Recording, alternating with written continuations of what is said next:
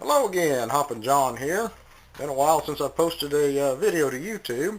Going to talk a little bit about grid tie inverters and how I've changed the system a little bit. Originally I started out with this little 200 watt smart sine wave inverter, one of those eBay specials. Been online for 6 or 7 years, been a little champ. Put out about 230 watts continuously. Wasn't the most efficient way to do what I was doing. I started out with a 525 watt tracking array. It actually follows the sun. Since this thing was only putting out about 230 watts, that excess energy had to be stored somewhere, so I ran it through an outback charge controller, and the excess energy ended up going into a couple deep cycle batteries. This one is running on 24 volts. This inverter is also only 14 to 28 volt operating range, so it could not hook directly to my panels, which have an open voltage of 44 volts. So I tried another one of the cheap inverters off of eBay, this little 600 watt grid tie inverter, which truth be known, about 300 watts is about all you should push through one of these things. I bought two of them for around $200, bought a package deal. First one lasted about 6 months before it fried the chips inside of it. Was not very efficient, worked out to about 70% efficient. So this one, however, did tie directly to the solar panels. It will take up to 54 volts input on it. Did work, but not very efficient.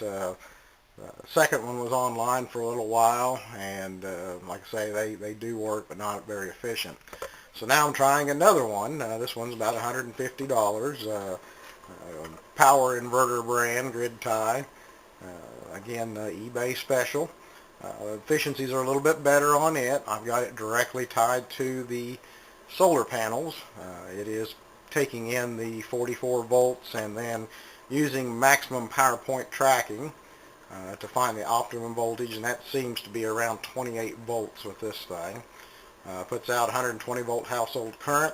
I am getting around 3.5 kW a day out of this, 3,500 watts. So a little bit better than what I was doing before. So that was with the other system using storage. So efficiency came up on it.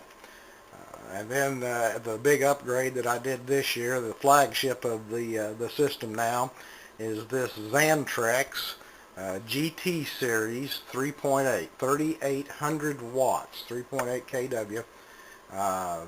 Been very pleased with this. Another eBay special. The deal that I got on this was a factory refurb. Comes with a 10-year warranty. They list for around $2,500. I got it for a fraction of that. The refurb on it was capacitors that were in it were defective. You'll find that on every one of these that was sold. They have a factory replacement kit that drops right into it, and you still get the 10-year warranty. On a cool day, I'm getting about 17 kW out of it, and I'll show you the solar array that I mounted on my roof this year as well. But on an average, when the sun's shining and it's 80 degrees or above, I'm getting right at 16 kW a day. So between the two systems, I'm right at 19.5 kW a day, almost 20. Did find out some interesting information. I've been doing this 6 or 7 years on the small tracking system, solar tracking system. Whenever I put this big system in, I'm actually spinning my meter backwards at this current time. Haven't had to run the air conditioner or anything like that, so for the last 2 months I've been averaging about 12 kW a day, about 12,000 watts a day on consumption in my house. And like I say, between these two systems here, I'm putting out somewhere in the neighborhood of 17 to 19 kW a day. So I'm actually selling quite a bit of power back to the grid. Of course, I don't have perfect sunny weather every day, so there's not every day that I'm putting out that that 19 kW, so it was averaging out. Well, what I found out is that my local utility company wants to know when you do something like this. They require a separate meter and a separate breaker, so that required me to shut down for a little while and become legal. So I'll step out and we'll take a look at some of the stuff that I had to do to meet these requirements. Okay, here we are out here at my local meter where I normally pay my utility bill with. I originally had just the one upper meter here, and it was the old analog style with the fancy little wheel in the middle. Really enjoyed watching that thing spin backwards, but like I say, as I got caught with this, I had to sign an agreement with my local utility company saying that I would meet the standards and the power quality that they require, which was no big deal. There wasn't any cost involved in that. But in order for them to come out and install a second meter, which I did have to install the meter back, I did have to pull a county permit since I'm outside the city limits, and that was a $60 fee for that.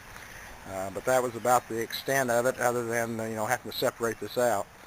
Some of the requirements was a disconnect for the city in the event, since I am a power producer, in the event they need to shut me down and I'm not around, they need to have access to a disconnect. So if you should happen to mount your Xantrex 3.8 GT series inverter out here, it meets all those requirements. It has an onboard disconnect underneath the thing that disconnects both the DC and AC. So I was fortunate enough that I have a double disconnect in my panel originally, and I was going to feed my garage originally with it, but it ended up being fed off the house, so I had a spare one here, which, like I say, lucked out for me. Everything's got to be labeled for the city as well, so the upper meter is the meter that I pay my bill on, or in this case they pay me on. The bottom one, they just want to keep track of how much solar energy that I've been producing. So this is what I have now, and then we'll go around and take a look at the solar array that I have now. Okay, here's the new array that I put on the roof. These are Sharp 230 watt photovoltaic panels. Got them from Solar Boulevard on the internet, running the special for about $1.10 a watt. Like I say, this is a little over 2,700 watts worth of power. In the perfect world. I've got them grouped in 4 panels to a group, and that way that if I should need to run this through my Outback charge controller and run off the grid independently, I can.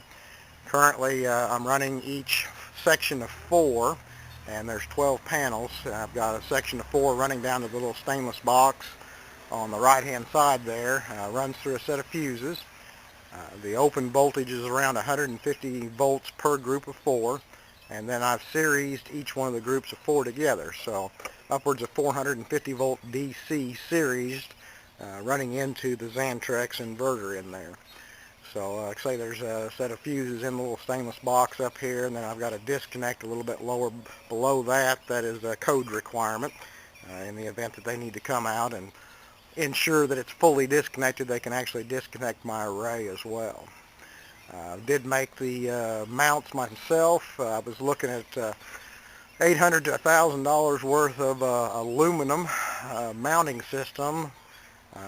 Did this rack system for less than $150. It is 2" by 2" by 1/8" black angle iron that I primed and painted. The top one and the bottom rails are just the angle iron turned inward. The center rail is an angle iron turned inward, and then on the back side I welded a piece of flat stock on it.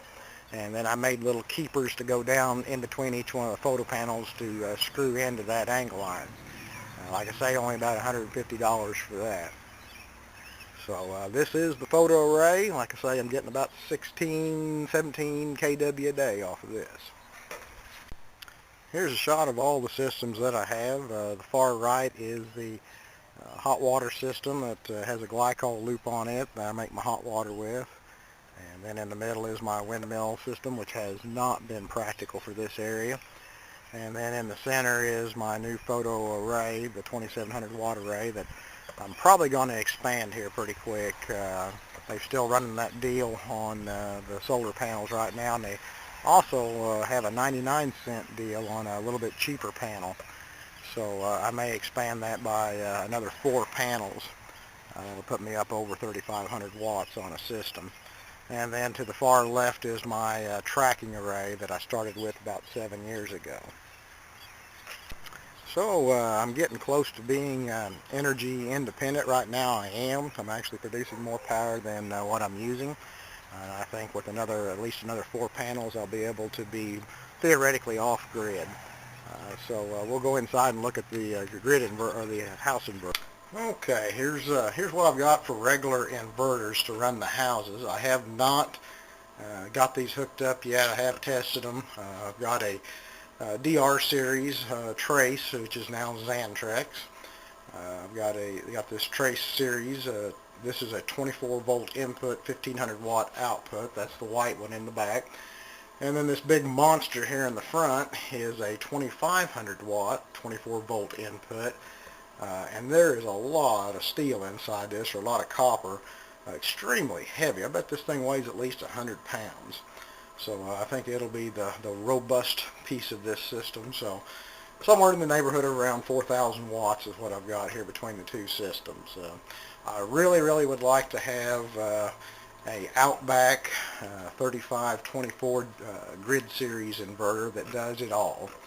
A 48 volt system, which I could do pretty easy with this Outback charge controller, and but just have it really clean everything in one inverter. It does the grid tie and everything as well, but it is cost prohibitive right now. The cheapest one I've seen go for on eBay is around $1,400. I picked these up off Craigslist, off of my local Craigslist, and done pretty decent on it, I think. So I have the ability to run backup off the batteries.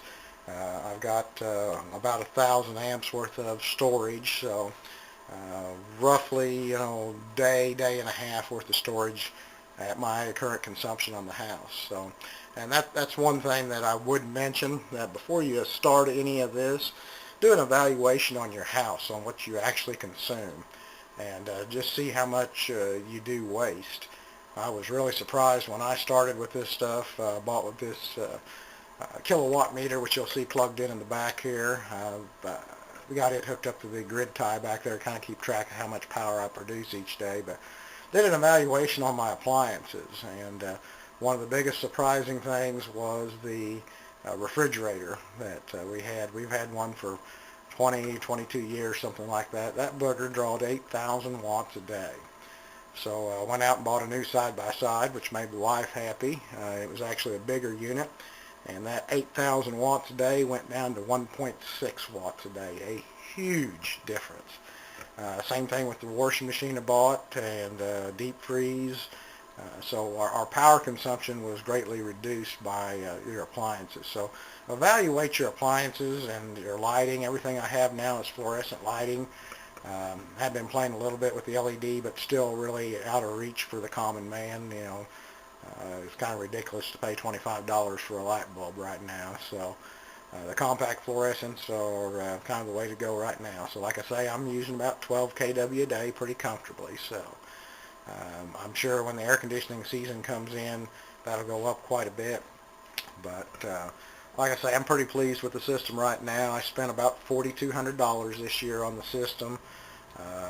But of course, the main expenses was the inverter and the panels on the roof. But I did have quite a bit in wiring. Copper's just unreal nowadays.